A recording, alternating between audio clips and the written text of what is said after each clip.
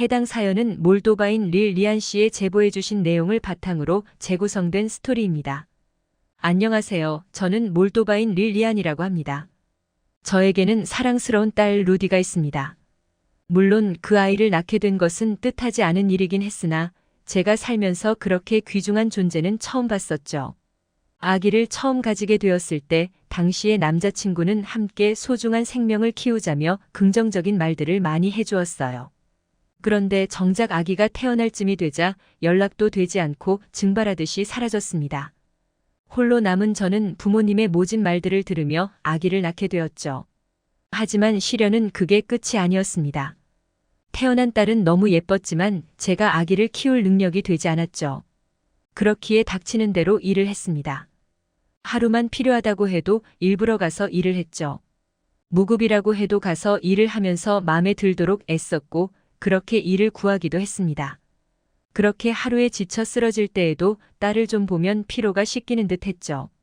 아기가 저를 보면서 웃어줄 때는 세상을 다 가진 듯한 느낌마저 들었어요. 물론 우는 날들이 더 많기는 했지만요.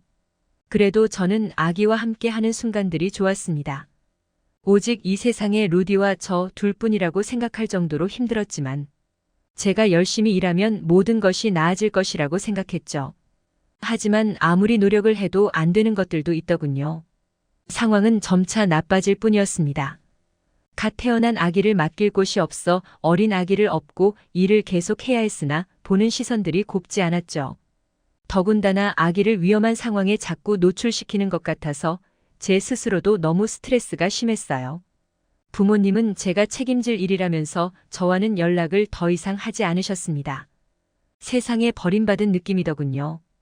남자친구에게도 버림받았는데 부모님에게도 버림받고 모든 것을 포기하고 싶었어요. 하지만 제가 세상을 등진다면 이 어리고 불쌍한 딸을 버리게 되는 것인데 저는 다시 어떻게든 악착같이 살려고 발버둥을 쳤죠. 살려는 제 의지가 통한 것인지 루디는 건강하게 커갔습니다. 하지만 왜 열심히 사는 사람에게는 왜 시련이 끝없이 찾아오는 걸까요? 루디에게서 어느 날부터 이상 조짐이 보이기 시작했습니다. 건강하기만 하던 루디가 소화가 안 되는 듯한 모습을 보이더군요. 화장실을 가도 찝찝한 표정이었습니다. 너무 빵만 많이 먹였나 싶어서 야채를 얻어다 먹이기도 했죠. 당시에는 식당에서 자비를 하고 있었기에 남은 야채를 얻을 수 있었거든요. 하지만 여전히 루디의 모습은 좋아질 기미가 없었습니다. 별일 아니라고 생각했어요. 아니, 별일이 아니었어야만 했습니다. 제 형편상 루디가 아프면 제가 해줄 수 있는 게 아무것도 없었거든요. 하지만 시간이 지날수록 루디가 헬쑥해져만 갔죠. 누가 봐도 문제가 있어 보였습니다. 고민 끝에 병원으로 향했습니다. 정말 잔인하게도 병원으로 향하는 길에도 딸이 아무 병도 아니라서 비싼 치료비만 물고 오면 어쩌지 싶었습니다. 그리고 역시나 작은 병원으로 가서 그런지 그냥 소화불량이라는 말만 듣게 되었죠. 약을 처방받고 딸에게 먹였으나 효과는 없었습니다. 저는 루디가 큰 병에 걸렸을 거라는 예감이 자꾸만 들었지만 애써 무시했죠. 도저히 그 비용들을 감당해낼 자신이 없었습니다. 잔인한 엄마일 수도 있지만 모른 채 있다가 세상을 떠나면 그게 현실적으로 맞는 일이 아닌가 싶었거든요. 루디를 위해 희생할 만큼 했다는 이기적인 생각마저 들었습니다. 가난하니 사람이 그렇게까지 잔인해지더군요. 그러다 같이 식당에서 일하던 친구가 루디의 모습을 보게 되었습니다. 소화불량이라고 억지로 웃으며 말했으나 친구는 아무래도 이상하다면서 병원에 꼭 가보라고 제 손에 돈을 쥐어주더군요.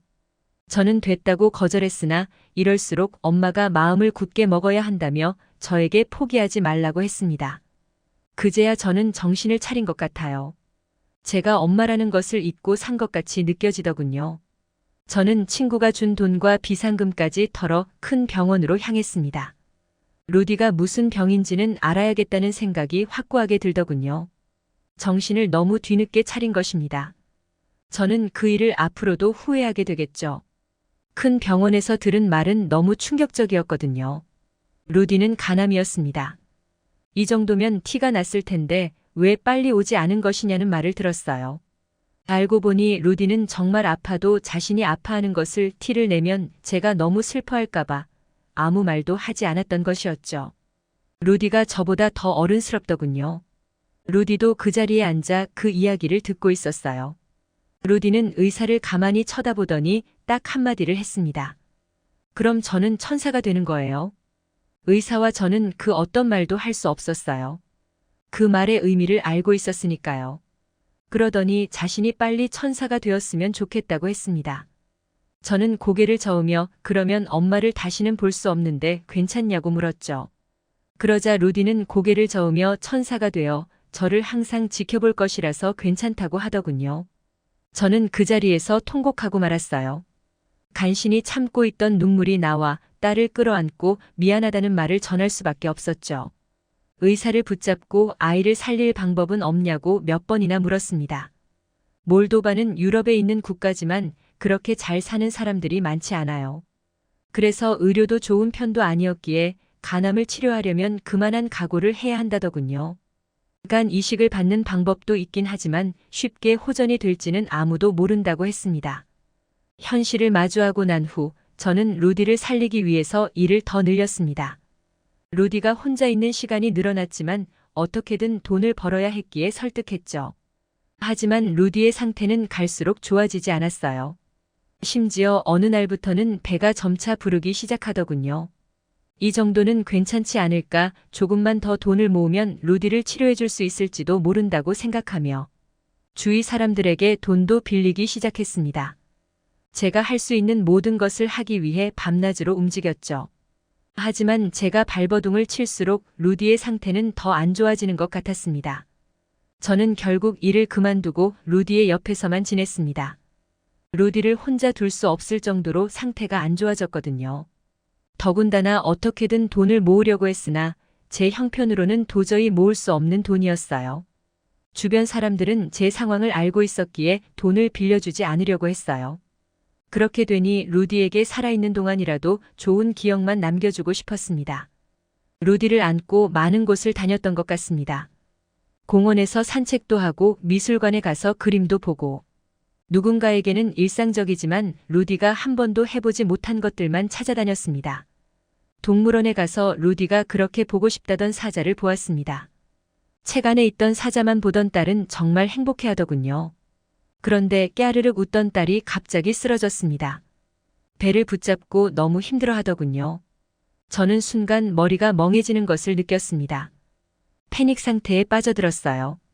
어떻게든 근처에 있는 병원으로 향하기 시작했죠. 하지만 제가 간 곳은 너무 작은 병원이었습니다. 루디의 복수가 가득 찬 배를 보고 신음을 흘리더군요.